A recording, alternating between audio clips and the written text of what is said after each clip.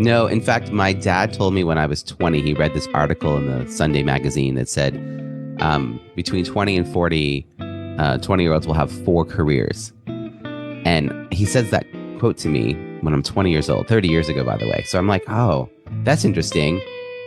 I bet you, like, I didn't have the term transferable skills in my head. Like, I didn't know that word. But I was thinking, like, I bet you they all kind of build off each other. Whoa, there could be something I do that doesn't even exist yet.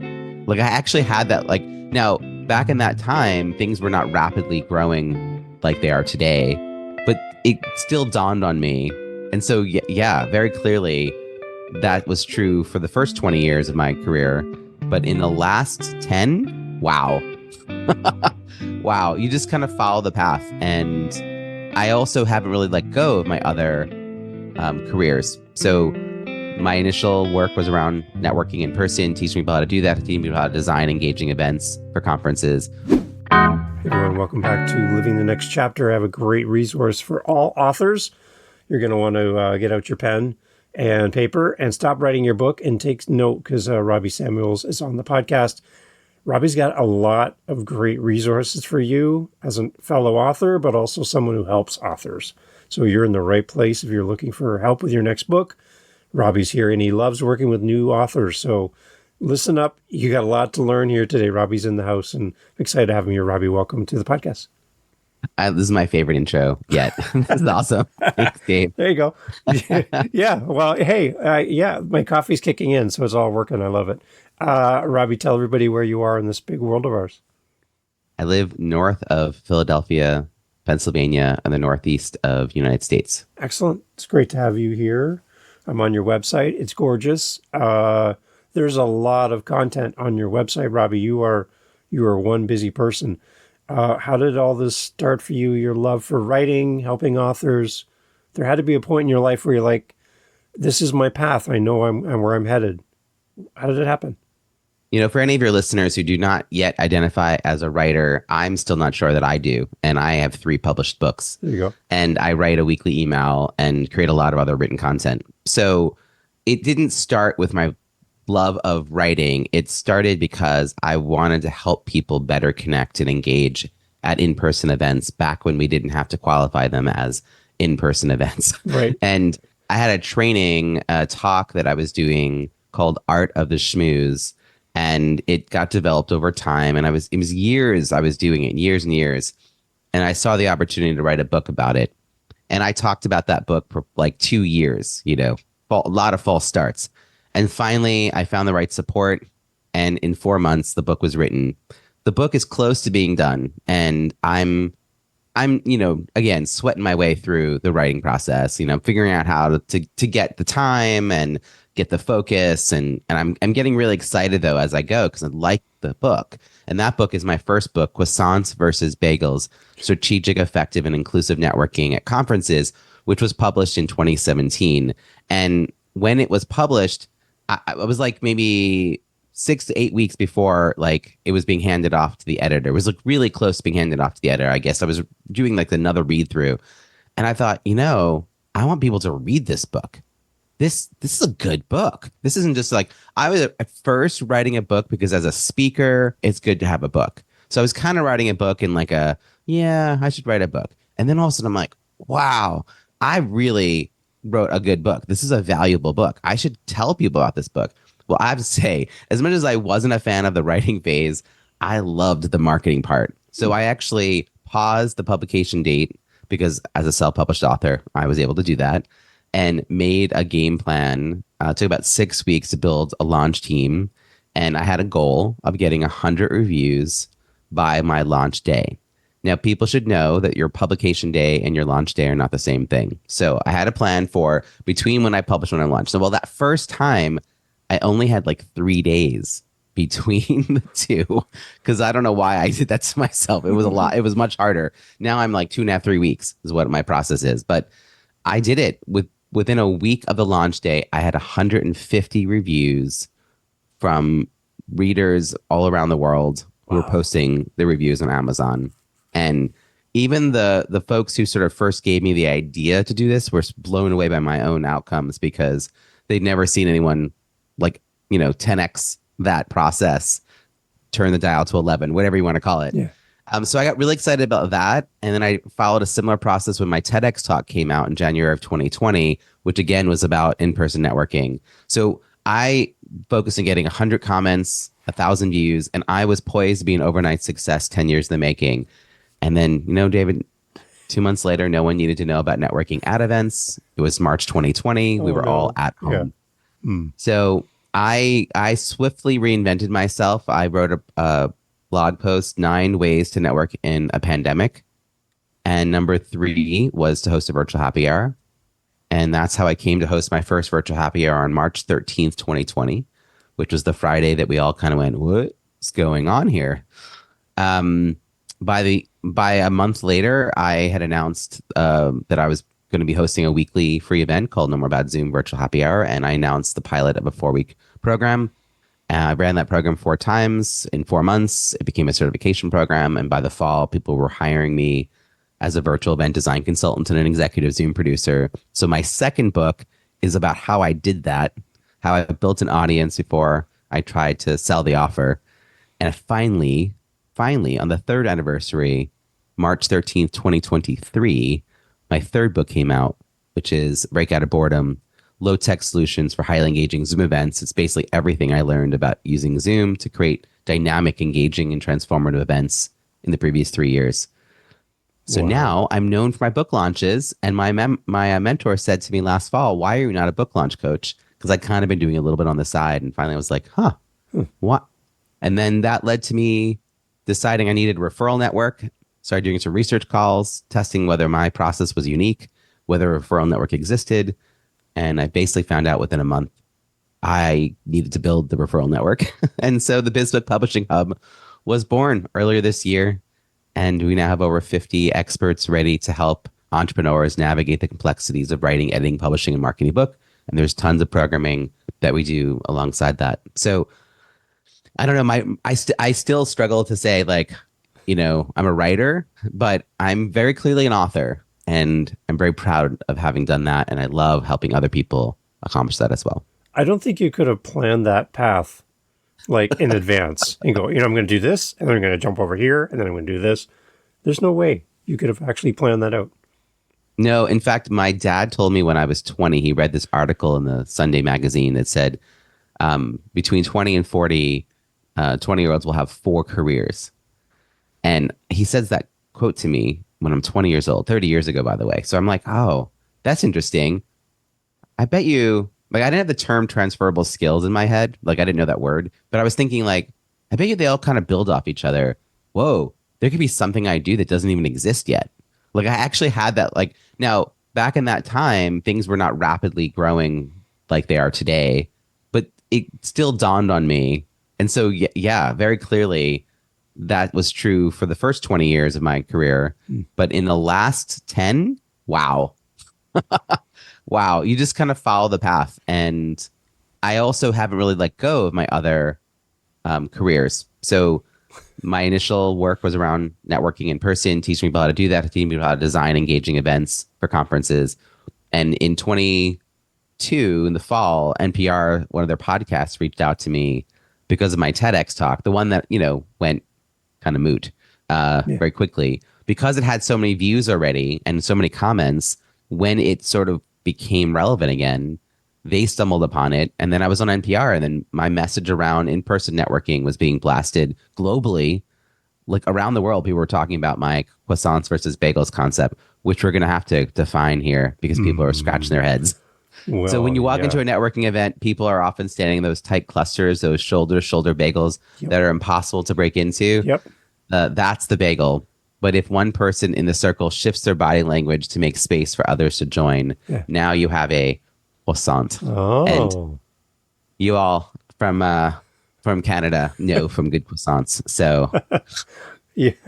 Well, we have Montreal bagels too. Yes, we have that covered. So that makes sense. Yeah, and I'm going to an event in September, and I'm a little bit. I'm going to have the book read and ready to go before I head off to that event, so that I can enjoy both the bagels and the croissants and have a great experience. And then the Amazon Small Business Podcast reached out to me a year later in 23, again, to talk about my content from pre-pandemic, about networking in person. So it is interesting. I think the thing we should be doing is hitting certain milestones like publishing books, TEDx stages, that kind of thing, podcasts, because that content, even if it's not as relevant for a moment, it's still publicly viewable and searchable and can be found, and it still helps you be an authority. And everything I did for the decade trying to work hard to become known as one thing benefited me when I had to shift gears Right. because I didn't have to start from scratch. I had, no one said to me in 2020, wait, is your book on Zoom? Like, you know what I mean? They weren't like, they didn't ask that question. They were like, just like, oh, clearly this person knows what they're talking about. I'm gonna help, get help from them. So yeah, that's kind of how my in retrospect it all makes sense. But no, I would never have planned this out. When we talked about having you on the show, you got really excited and animated at the idea of talking to new authors.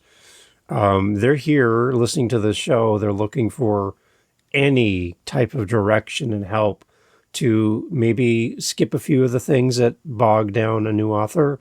And you have a lot of great resources for them. I just want to let you go. I wanted to just start talking to them because they're here ready to learn from you. And you do talk a lot about the whole power of a good review and all of that. Where do we start? Like, how do we help an author today in their early journey of chasing down the dream of writing? You have a lot of great resources. Where do we start? Well, you have that moment when you're writing a book when you realize, wow, this is a good book. I should have people read this book, right? It's not just about the ticking off a box of publishing a book, but you want people to see it.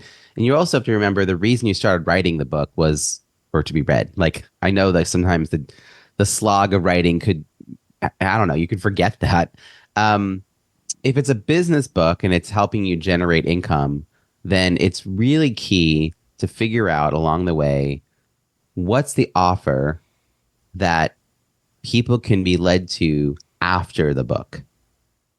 So I say this because a lot of times business authors aren't that clued in to that. I now find that out.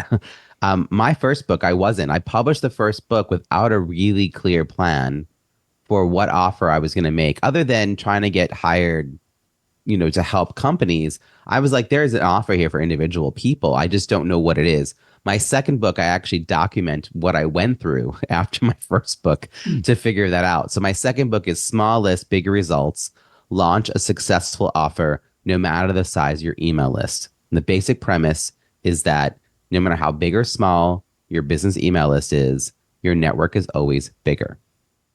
And so I had to figure out, what the offer was and go through the piloting stage. And I detail how to do that in that second book through a process called Wake Up Your Network, which helps you discover likely prospects and likely referral partners from within your existing network. This isn't about hiring someone else to go, pitch your book to their list to get reviews. And this is really key because I meet with prospective clients all the time. And one got referred to me recently. When I went to get on the call with her, I saw that she already had 32 written reviews, not just the ratings, on Amazon. So I was kind of surprised because in some ways, like, that shows me that she had a process. To get it over 20 is not accidental. You have to make an effort. So I said, well, what's happening? She says, well, I need to make money. I haven't been making any money in my business. And I was like, well, all right, well, who are the 32 people that wrote your reviews? Because I'm thinking these are your best leads. And she said, wow, my friends and family, they really came through for me. I was like, face palm. Your friends and family don't have budgets. They're not hiring you. Right. Like, yes, they wrote your reviews, but not truly as helpful as getting into conversations with those likely prospects. So I think that's a big piece of this. And if it's a fiction book or a self-help book or something where it's not directly related to revenue or memoir, then I still would want you to think about who has the audience that if they get excited about you, they could tell all those people about you in your book. So if you have a travel memoir, like I have a friend who's a travel memoir, she's 87. She traveled to like 187 countries and territories, and she's amazing. So, she could go and figure out which organizations would want her to come speak and share a little bit of her story. And then they might buy her book in bulk, or they might, encourage their members to buy her book because she was there to bring some stories to life. book clubs, like what are the book clubs that are out there that would be a great like fit for the story you've written. Yeah. And then either, now we can all show up virtually. So you can show up virtually for a book club. So I just think it's not, we don't make money from the book selling them one by one. We either make the book turns into revenue because we're now seen as the authority and we're invited to speak about the story that we've written or Yeah. about the steps that we've documented for other people to follow, or people want to be coached by us, or the consulting is available to us, or something. So it's because the book sort of makes us have a bigger platform, but we have to activate the book. So hitting publish is not enough. Now, the thing I really wanted to share with first time authors is I feel that the whole effort to get bestseller on Amazon, particularly if you are hiring people specifically with that goal, I think that whole business is disingenuous at best and bogus at worst. And I say that as someone who has hit number one bestseller in 30 categories across 3 different books in 4 different countries. My last book, Break Out of Boredom, hit number one 18 times across 3 countries. Wow. So I 100% understand the allure of hitting, number one and getting the orange ribbon. But all those books that I've written have over 650 Amazon reviews collectively. My last one has over 250 on its own. Wow. So the thing that will happen is that little orange ribbon will go away. So there will be no evidence on your book sales page that ever happened. It could only be there for an hour. I mean, it could be really quick. You may not even get the screenshot. That's how fast it'll go by. Now, what will stay on the book sales page on Amazon forever is the reviews. Yeah. Which is why my process when I work with an author is to help them get 50 plus Amazon reviews from a launch team that is filled with their likely prospects and referral partners, because that process means they're going to be in conversation for sometimes 6-8 weeks. And by the time we get to the launch party, which is 3 weeks maybe after we hit publish, we're going to be able to announce the successes of the book, which will likely, a byproduct of my process is hitting number one. Like it likely will hit number one, but it's not a guarantee and it's not the goal, but it will, all these other things. So I just launched a book early this month for somebody, and she had 55 reviews on Amazon, 10 more that were not yet on Amazon. Some couldn't get on Amazon because of their Amazon rules, but she's going to get them posted on Goodreads, on LinkedIn recommendations, on social media. So still useful content. And she got 2 new speaking opportunities before even getting to the launch party. We got to the launch party. She announced this challenge program that she's running. People are signing up to talk to her about that. So she ends the party and has all these people to reach back out to. Plus, she can go through her launch team and start doing follow-up calls and research calls or sales calls with all the people who raised their hand. She had 131 people raise their hand. And so that's success. Success is not the number of books she sold per se or hitting number one on its own. It's collectively that book is attracting the right people and getting her into conversation with the people who are most excited about her work. And I feel like I focus really on the business author piece because that's a smaller subset of nonfiction, and which is, of course, like the smaller piece of the whole writing world, which includes fiction. But my process works across the board. So whether it's a memoir or a novel, it's about building up a readership for this book. And reviews will help with that because my wife's a very avid romance reader and other novels, but mostly romances.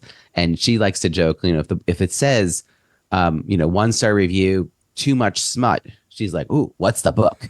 So like one person's yuck is someone else's yum. Right. And so a review is helpful. It just helps people clarify, like, is this book for me? Is this a book I'm going to want to read? So that's my pitch, is just to make sure you really have a clear understanding of how you're going to take this amazing piece of art that you created and get it into the right hands so the right people are hearing your message and being inspired by it. So early in our conversation, you mentioned an email newsletter list, and having those emails. I'm just anticipating there's an author going, wait, I'm supposed to have an email email list? Like, I don't even have that yet. I'm just starting my book, but when do I build my email list? Like, what's your advice? The good news is you don't actually need one to get started because, as I said, no matter how big or small your email list is, your network is always larger. Yeah. So when I'm talking to you about how to discover the people to reach out to who are likely prospects and referral partners, it's a place I often start is LinkedIn. Okay. Because if you're a professional in the world and you've been sort of doing this for the last 10, 15 years, you're going to probably have several hundred, if not several thousand people that you're connected to on LinkedIn. And even if you have not been active, it'll still remind you of certain pockets of people that you could be reaching out to in other lists. So like, oh, an alumni group I'm a part of. Oh, right. I forgot about that. So it's a process. And in fact, if you go to smalllistbiggerresults.com, which is the site for my second book, there are resources you can download even before buying the book. And in those resources is the Wake Up Your Network workbook, which just really walks you through the process. Now, if you create a lead magnet, which for a fiction author might be like chapter 1, right? A little teaser chapter. Yeah. For a nonfiction author, or particularly a business author, it could be a checklist, a resource, right? It could be, I mean, for me, I have so many tools that I zip them up into a zip file and I add things as I think of it. Yeah. But having that kind of opt-in lead magnet resource, that's how you build a good list, because having a list and having an actively engaged list are two different things. Right. So if you don't yet have a list, get clarity about the kind of people you want to attract, create the resource that would attract their attention, and then create that opt-in experience. So now they're part of it. Now, once you have them, now we should be thinking about like, how do we welcome them in? Remembering to write to them, invite them along a journey with you, and to continue. Like for me, one of the things I did to practice my writing skills for several years, I wrote a newsletter that was a story with a little bit of a twist. So maybe 400 words. And in those 400 words, I opened with a non sequitur, like, where is Robbie going kind of story. Yeah. And in the very end, there's a twist which leads you to a business or life lesson. And then below that, I had sort of, here are 3 or 4 things you can do this week, in relation to that lesson, like next steps for you. And I got the best responses from people saying like, you're in my head. Are you reading my journal? That's exactly what I was wondering about this week. Wow. And it was really just based on my own observation. I either had a message that I wanted to send, and then I was like, okay, what can I use as the hook to just talk about that? Or my kids would do something funny, and I'd then turn that into the business lesson. I'd be like, oh yeah, like that, I can turn that whole experience into a different lesson. So, but just like the practice of writing that kind of newsletter, it doesn't have to always be serious. Like, I'm on a podcast. Like, I feel like some newsletters, when you first get started, you're like, what am I going to tell people? Yeah. Am I just announcing like, where's Waldo? Yeah, like, right. So, even though my stories I didn't have anything I was selling per se, but it did help me engage and get some really good. My open rates are actually higher now, but my response rate, my reply rate was much higher when I was doing storytelling. I had awesome people and conversations we would get back and forth in. And I think if you're trying to develop relationships, that's a great place to start. Love it. I love it. One of the things I encourage on this podcast when all of my authors come on is I try to take a little side tangent to kind of talk to the audience and go, listen, when you buy the book, leave a detailed review of the book. Not great author, great book, but some detail that's going to help people. If I want to go to take my wife out for dinner, I'm going to read the reviews of the local restaurants and try to find the thing that's going to suit us for our plans for that evening. So those reviews really do count. So to the readers that are listening to this, a little step aside from the authors for a second, to the readers that are listening to this, can you please help reinforce the fact that they really do have a say in how all of this works to benefit the authors? Like, what makes a great review on for the reader? Like, how can we do this better? I'm loving this question. I love this question. There are 3 prompts that I think we should all use at a minimum. Yep. And I do think prompts help as authors. So authors, you can help your readers. The back of all of my books, I have a page that says that I'm asking for a review that spells out the 3 prompts. And when I have a launch team and I'm guiding them through the process, I actually do something where I give them the advanced reader copy, the ARC. I give them a Google form with the 3 prompts, and I ask them to send me the review back via the Google form. This is before the book's even published. When the book's published, I then send them back their review text with the instructions for how to post it. So a lot of hand holding to get people to actually follow through. But here are the 3 prompts at a minimum. What is something that, like, what's your biggest takeaway really from the book? What's your biggest aha or takeaway or wow? What is something you're going to do differently because of this book? And who should read this book? So those are really geared towards business books or like self-help books or even memoirs, like where it's, really you like had an experience reading this. You're like, whoa.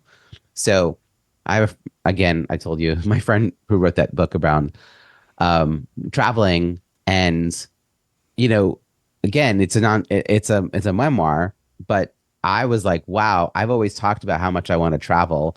And I also realized like I am not as courageous as she is. Like what I kept noticing was all of her near-death experiences, which was not the focus of her book, but it's what I kept taking away was like, wow, she was really, but she had so many amazing experiences. And I had her on my podcast and she said like, life's worth living. Like we're all going to go one day, and it's just like, I was profoundly moved by her sort of tenacity and bravery and like willingness to kind of just go and live. And it makes me think on any scale that I can do that, I need to do that every day.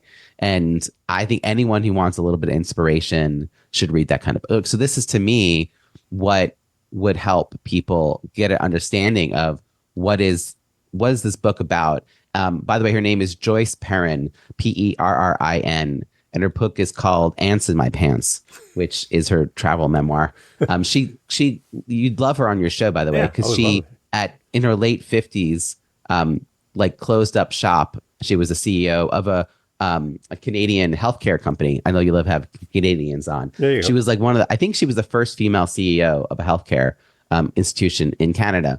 And so she leaves that job, puts her stuff in storage, not knowing it's going to be basically 30 years later that she'll be taking it out, and then goes and just travels the world. And now she's in her late 80s and has written this book and is speaking about it. So I love that because it's something I can share. The other takeaway for me from reading that book was I should read more memoirs because I don't think I had an appreciation for that art form. And so now here I am, I'm a reader. My passion for her book, even though it was not a have to read, it wasn't like a for my business read, right? Yeah. It was a for fun read. It was because I wanted to support her. I'm now talking her up in other places. That's what you want your readers to do, authors. You want to create an experience where they are so enthusiastically talking about your stuff that your message is spreading, whether it's your romance novel or your novel or, your action adventure story or whatever it is. Like you want people to be like, oh my gosh, you have to read this. Right. But what helps in the review process is, why is this good for you? Now, I will give you one other sort of the opposite example. So I do collect these reviews in advance, and I had someone love my first book, but he didn't love my second book. Now, my first book was about networking at conferences, and it was perfect for what he does in life. My second book is geared towards, I would say, entrepreneurial women in their 50s and beyond who are looking to grow their impact and income through a new revenue stream. That tends to be who I attract for my coaching work. It's not exclusive. I also say parenthetically, a few good men, but he's not like in his 50s. He's not entrepreneurial. He doesn't have a business, not a woman. And so he didn't love my second book. And so I said, hey, I don't care how many stars you give it. Like, that's cool. I actually think a 3-star review would really stand out and people would read it, right? Could you give some context for who you are and like why this wasn't a fit? So the resulting review actually make a really strong case for who should buy the book and why it wasn't for him. And that is a better review than, this review is not helpful. Yeah. Like that. Yeah. Right. Like he was just like, this book's not great. Like that's not as helpful a book as he was like, I loved Robbie's first book. I was eager to read his second book, but I don't have a business that I'm growing. So while I had a few things I could learn from this, I think the people who should definitely read this are people who own businesses. Like, Nice. much better review. And it was a 3-star review. So everyone goes and reads the 3-star review, which just Right. reinforced that this is a good book for business owners. And so it makes the other readers be like, oh, this is helpful. Like, I should, if I'm a business owner, I should read this book. If I'm not, then I'll probably feel like this guy and I shouldn't.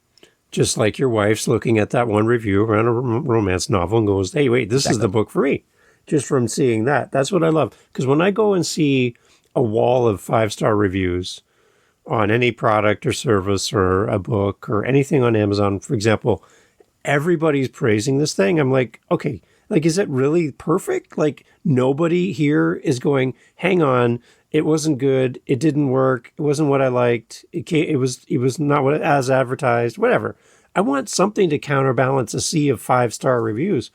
And I know we love 5-star reviews. We say it on podcasts all the time, right? Leave us a 5-star review, blah, blah, blah. But where are I love looking at the 3 stars because it gives you a sense of maybe what could have been better or who it was for. Yeah. Or, I love that you brought that I'm up. actually looking at my last book because I told you I have over 250 reviews. And I have there's a 1-star written review, um, biased and irrelevant content. That the title is Wokeness at its Best. Oh, So wow. we clearly know that person's Okay. politics. But there are only 6 4-star reviews. The rest are all 5-star.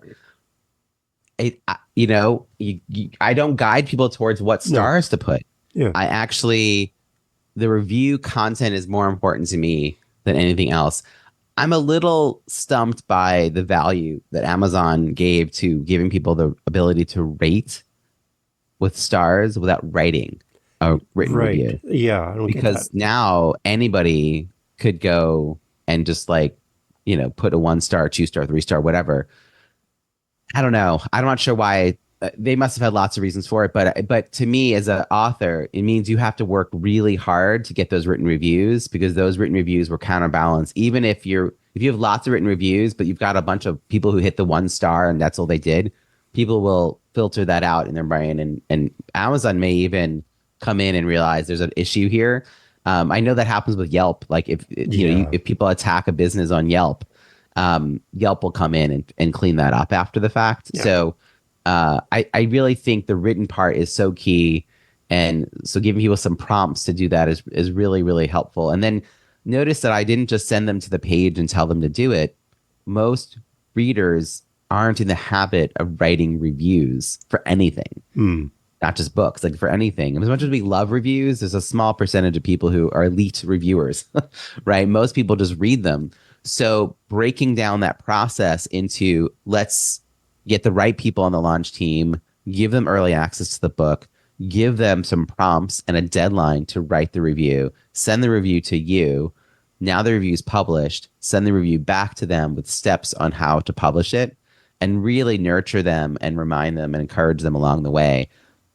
That's sort of my process. And even with that, here's the truth. If I want 50 reviews sort of in that near term, like with really specific deadline, Yeah. I need 150 people to say yes to being on the launch team. Wow. 3 times as many people, even though my process is, they're not just saying yes, they're filling out a form to say yes. Like they're answering questions about where they are in the world. So I know which Amazon site, there's a lot they're saying it's a very intentional yes. And even with the intentional yes, life happens. This is not as critical or important to the reader as it is to the author.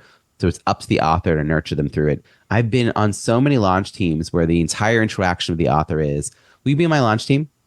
Yes. And that's literally it. That's it. Like, Thanks.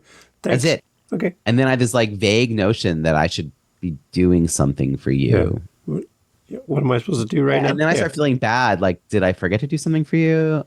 So this is really it's on us as authors to have a system to be organized. And then I really love the virtual book launch party. Again, my background is Zoom. I'm the Zoom guy. So I love this because we design it to give the author the guest expert, the guest of honor experience.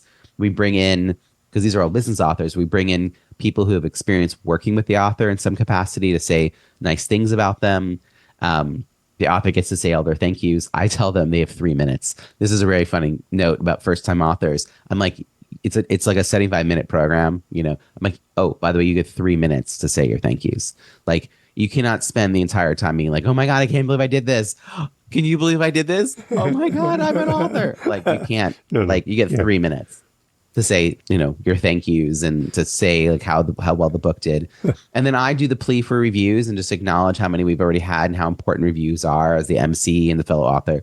And that leaves the author to talk about what's next and how do we stay connected. And then they end up with a list of people who raise their hand who want to continue the conversation. So to me, having that entire experience of the pipeline sort of designed and thought out in your head before you even gets too far down. I will give you another example of an author I just talked to. We just signed together. She talked to me yesterday. She just wants to write a book about helping people get certified as in the States and also in Canada. You can become certified as a minority business owner, women-owned business, LGBT-owned business. So she wants to help people do that. But it's kind of a boring book. Even she was like, this is a really boring how-to book. I'm copying and pasting content from other sites. It's dull. And I said, well, what do people do with these certifications once they have them? She goes, never enough. I'm like, oh, talk about that. She's like, oh my God, people can do so much more with their. I'm like, well, that's a whole different audience. Why don't you write that book about all the stories of success and walk people through what they can do and leverage? And if people want help getting the certifications, they're going to come to you, and then you can help provide the service to help them get. She was like, oh, I want to write that book. So sometimes we need another perspective to help us see how do we even define the audience for the work that we're doing. So now there's like 3 or 4 possible offers that she could have at the end of this, like a mastermind, a coaching program, like a concierge level, like we're going to do everything for you. There's like all these cool things that she can do for people once she attracts them in.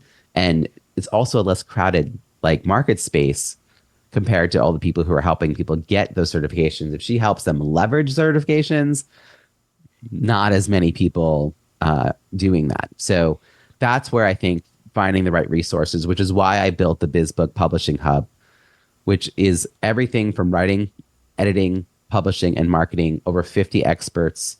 You can come. It's free, bizbookpublishinghub.com. You can go and check it out. And every 2 months, we host a virtual networking event for writers and authors to meet each other and to meet our hub experts.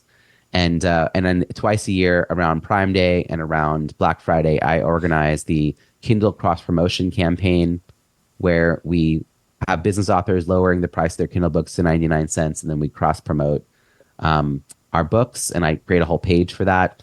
And then the people who sign up to be a VIP for that are going to be part of the author panel that I will be interviewing them live stream and then resharing that on the Biz Book Publishing Hub podcast, talking about the ROI of writing business books. So you can see how it all, and we're probably going to organize a giveaway later this year as well, like pick 20 people who've got great, freebie gifts and just organize a giveaway around that. We'll do that a few times a year. So for a thing that like last October didn't exist for me, and it's now as June when we're talking, I've created a whole ecosystem around this, and it's wonderful because I'm attracting so many amazing, talented people. The only thing that would make this better, Robbie, is if you actually put some passion behind this. Like, I don't get any passion from you at all in this. You're lighting up as you talk about all these great things to help authors. I love this. So a little tongue in cheek there, but my gosh, I was warning the authors listening at the beginning. You're going to want to definitely check out Robbie's site. You mentioned a podcast, and my ears perk up because I love everything podcasting. You have a current podcast and something else in the works. Can you give us an update? So On the Schmooze is my current podcast, which I'm about to mark 8 years of it being published. 9 years that I started working on it. So I started working on it in the summer of 2015, and it was published in summer of 2016. And in between, my first kid was born, so I gave myself some time off. But it's been wonderful, and I did it consistently 50 times a year up until this year. And then this year I decided to do every other week, and I would republish archived episodes the opposite weeks because I had just so much content. There's this point where more content wasn't necessary. It wasn't going to be like that much more impressive to have 50 more versus 25 more a year later. But it also gave me some space to create the Biz Book Publishing Hub. And some of the hub partners, the experts, said, oh, we should be doing more together. Can we do some events, maybe a summit?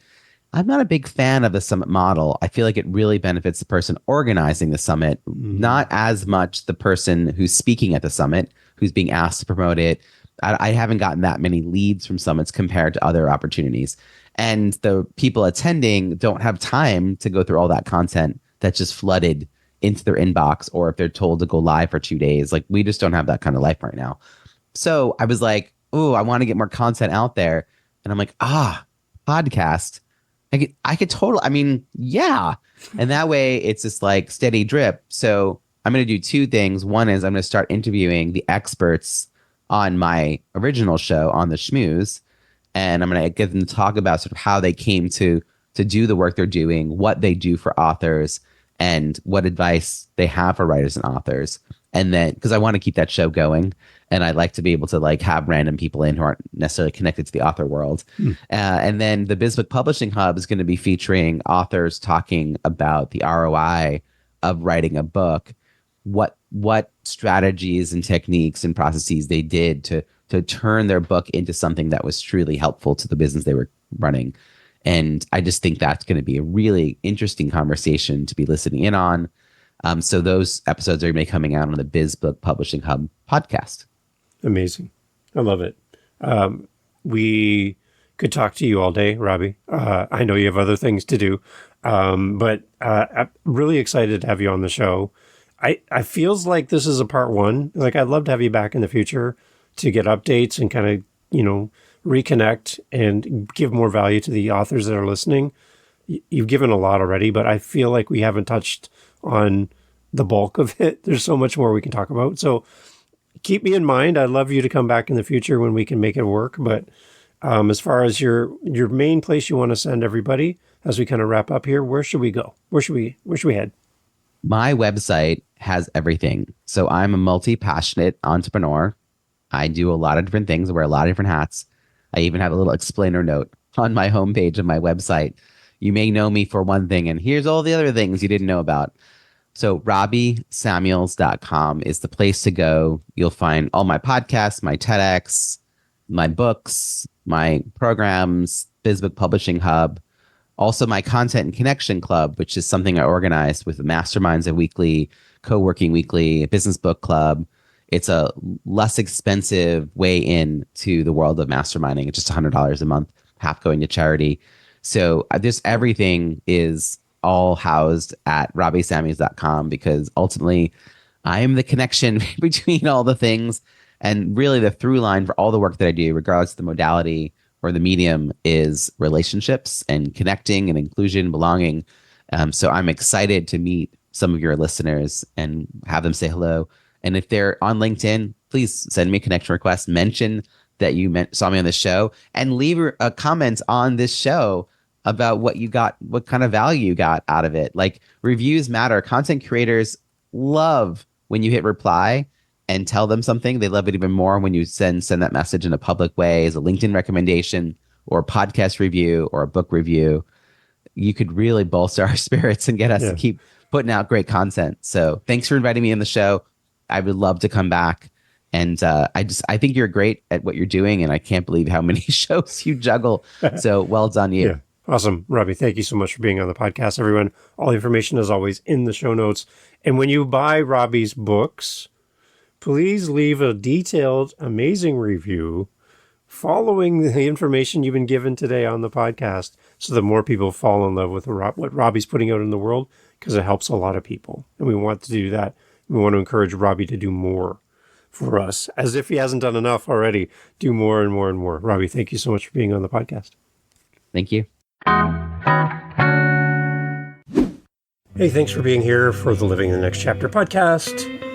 So glad to have you as part of our family of listeners.